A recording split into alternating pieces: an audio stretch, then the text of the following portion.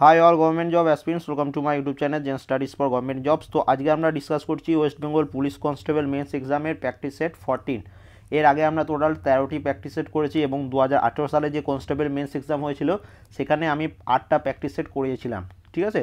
তো ওইটা প্লাস এইটা একসাথে এই ভিডিও ডেসক্রিপশনে প্লেলিস্ট দেওয়া আছে, যারা দেখোনি দেখে নেবে। এবং তোমাদের বলে রাখি এই ভিডিও ডেসক্রিপশনে যে কারেন্ট অ্যাফেয়ার্সের প্লেলিস্টটা দেওয়া আছে সেই current affairs plus static GK এই দুটো কিন্তু অবশ্যই পরীক্ষার আগে কমপ্লিট করে যাবে, ঠিক আছে।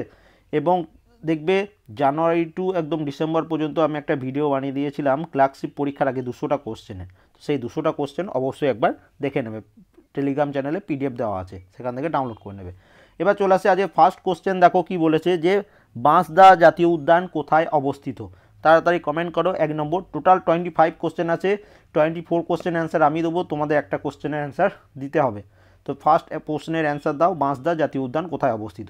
তো এটা অ্যান্সার হচ্ছে গুজরাট, ঠিক আছে। এই বাঁশদা জাতীয় উদ্যান ছাড়া গুজরাটে আর কী কী আছে, তো গুজরাটে আরেকটা আছে কি গির অরণ্য বা গির ন্যাশনাল পার্ক যেটাকে বলা হয়, ঠিক আছে।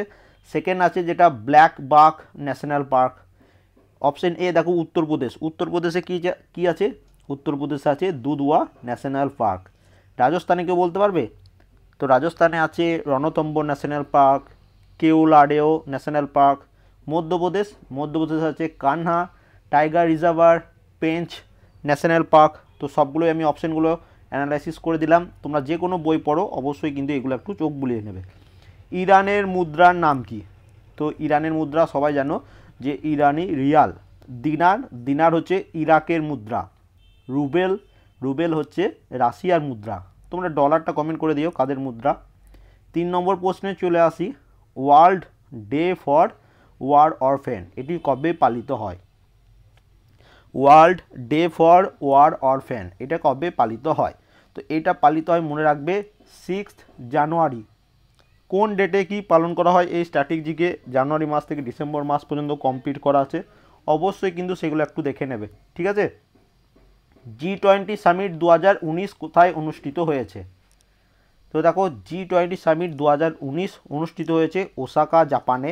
তোমাদের আরেকটা হয় 19 না হয় 20ও আসতে পারে, 2020তে কোথায় অনুষ্ঠিত হবে এমনও আসতে পারে, ঠিক আছে। তো 2020তে হবে রিয়াদটা কোথায় অবস্থিত? সৌদি আরব। তাহলে হয় রিয়াদ অপশানে থাকবে না হয় থাকবে সৌদি আরব, মনে থাকে যেন, ভুল করে দিয়েছো না। সংবিধানের কোন ধারায় রাজ্যপালকে রাজ্যের শাসন বিভাগের ক্ষমতা দেওয়া হয়েছে? তো এইটা তোমাদের আমি অনেকবার অনলাইন মক টেস্টে এই কোশ্চেনটা করিয়েছিলাম।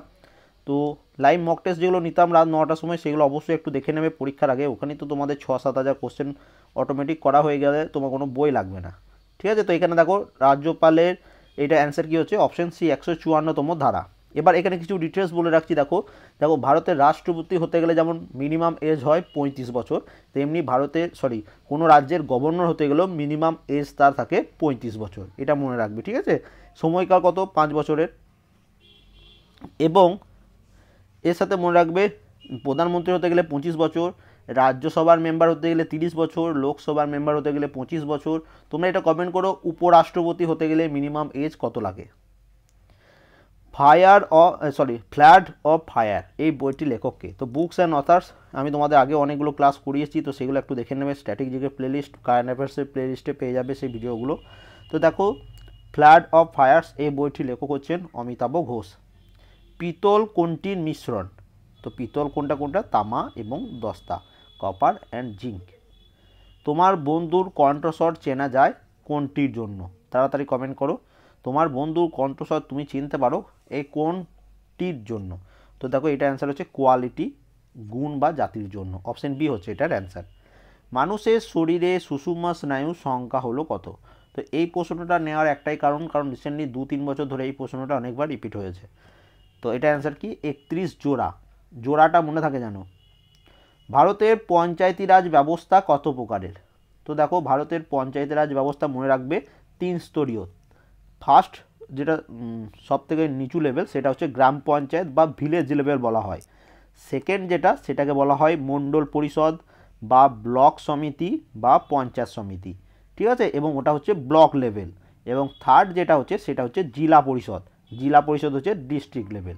তাহলে একটা হচ্ছে village level, block level, district level, তাহলে 3টে লেভেল হচ্ছে, তার মানে 3 স্তরীয়, এটা মনে থাকে যেন। সকল নাগরিকের কথা বলা ও মত প্রকাশের স্বাধীনতা ভারতীয় সংবিধানের কোন আর্টিকেলে নিশ্চিত করা আছে? কোন আর্টিকেলে এটা বলা আছে? তো এটা দেখো, এটা বলা আছে আর্টিকেল 19-এ। এবং আর্টিকেল 17 খুব ইম্পর্টেন্ট, অস্পৃশ্যতা দূরীকরণের কথা আর্টিকেল 17-এ বলা আছে। তোমরা এটা কমেন্ট করো আর্টিকেল 16 এবং আর্টিকেল 18-এ কী বলা আছে, এটা তোমরা কমেন্ট করবে সবাই, কারণ তোমরা মেন্স এক্সামের প্রিপারেশন নিচ্ছ, খুব ইম্পর্টেন্ট কিন্তু, এটা করলে কিন্তু চাকরি পাকা। তারপরে দেখো ইসিএফ এর ফুল ফর্ম কী? ইসিএফ ফুল ফর্ম কি? এটা 2019 সালের ডাব্লিউবিসিএস এক্সামে এসেছিল, প্রিলিমস এক্সামে। তো যেহেতু ডাব্লিউবিসিএস একটা গ্র্যাজুয়েশন লেভেলের পরীক্ষা এবং তোমরা মেন্স পরীক্ষা দিচ্ছ পুলিশ কনস্টেবলের, তো একটু তোমাদের কোশ্চেনটা টাফ রাখছি আমি, ঠিক আছে? দেখো ইসিএফ এটা ফুল ফর্ম হচ্ছে economic capital framework. Option A হচ্ছে এটার অ্যান্সার। পরের প্রশ্ন চলে আসি, দেখো একটি ক্যামেরার সর্বদা কোনটি থাকে?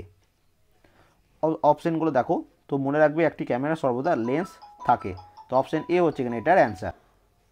পরের প্রশ্ন চলে আসি, দেখো 1857 সালে মহাবিদ্রোহের সময় কানপুর সিপাহীদের নেতৃত্ব কে দিয়েছিলেন? তো সিপাহী, তো এইটা কমেন্ট করো তো তোমরা, সিপাহী বিদ্রোহ কত সালে হয়েছিল? এখানে এটার অ্যান্সার কী হচ্ছে, দেখো 1857 সালে মহাবিদ্রোহের কানপুরে সিপাহীদের নেতৃত্ব দিয়েছিল নানা সাহেব। অপশান সি হচ্ছে এটার অ্যান্সার। এবার চলে আসি, দেখো এশিয়াটিক সোসাইটি অফ বেঙ্গল এটা প্রতিষ্ঠাতা কে? তো এশিয়াটিক সোসাইটি অফ বেঙ্গলের প্রতিষ্ঠাতা হলেন স্যার উইলিয়াম জোন্স। কত সালে তিনি এটা এস্টাবলিশ করেছিলেন? 1784 সালে। অনেক সময় দেখবে ইয়ারটাও তোমাদের আস্ক করতে পারে। পরের প্রশ্ন, ভারত ও পাকিস্তান রাষ্ট্রের সীমানা চিহ্নিত করার দায়িত্ব কে নেন?